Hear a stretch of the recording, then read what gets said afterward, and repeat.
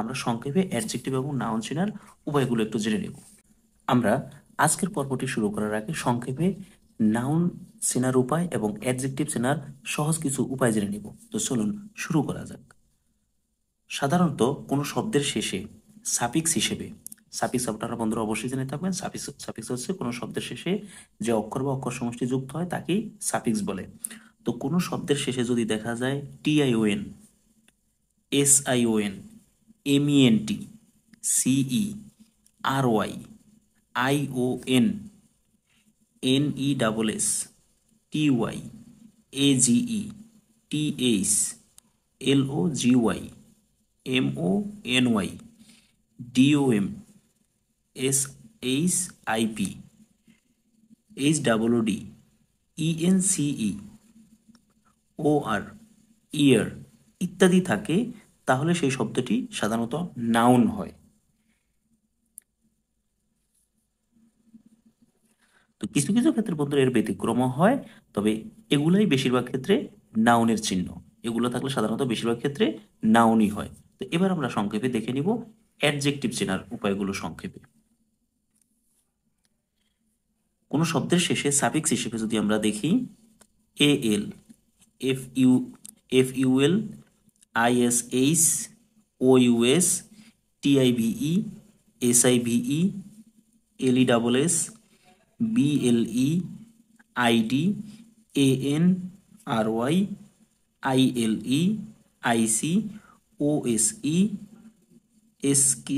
SQUE, ATE, LENT ইত্যাদি যদি থাকে, তাহলে সেই শব্দটি সাধারণত অ্যাডজেক্টিভ হবে। মনে রাখবেন বন্ধুরা, এর ব্যতিক্রমও হতে পারে, তবে এগুলি হচ্ছে গুরুত্বপূর্ণ কিছু ইন্ডিকেটর বা সাফিক্স, যে শব্দগুলো থাকলে বেশিরভাগ ক্ষেত্রেই অ্যাডজেক্টিভ হয়। তো চলুন এবার আমরা আমাদের মূল পর্বে চলে যাচ্ছি।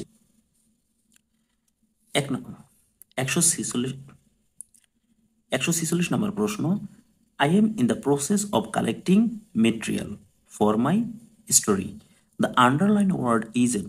এখানে আন্ডারলাইন করা শব্দটি কি? বন্ধুরা লক্ষ্য করুন, এখানে আন্ডারলাইন শব্দটি হচ্ছে মেটেরিয়াল, আর মেটেরিয়াল শব্দের অর্থ হচ্ছে এখানে উপকরণ বা উপাদান। এটি নাউন হিসেবে ব্যবহৃত হয়েছে।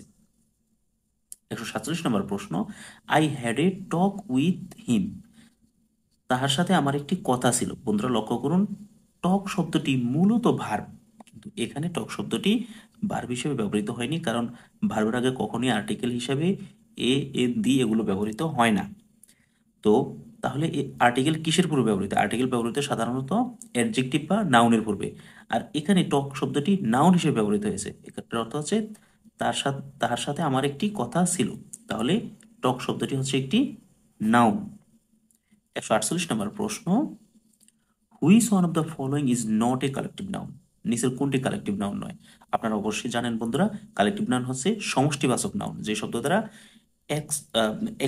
একটি দলের বা একটি গোষ্ঠীর সকলকে বোঝায়, সেইটি হচ্ছে কালেকটিভ নাউন। তো এখানে লক্ষ্য করুন বন্ধুরা, পিয়ার হচ্ছে পিয়ার কালেকটিভ নাউন, কারণ পিয়ার অর্থ হচ্ছে সমকক্ষ ব্যক্তি বা সঙ্গী, যা সিঙ্গেল একজনকে বোঝায়, কিন্তু ক্লাস, অডিয়েন্স, পাবলিক এগুলো দ্বারা একটা শ্রেণীর সবাইকে বোঝায়।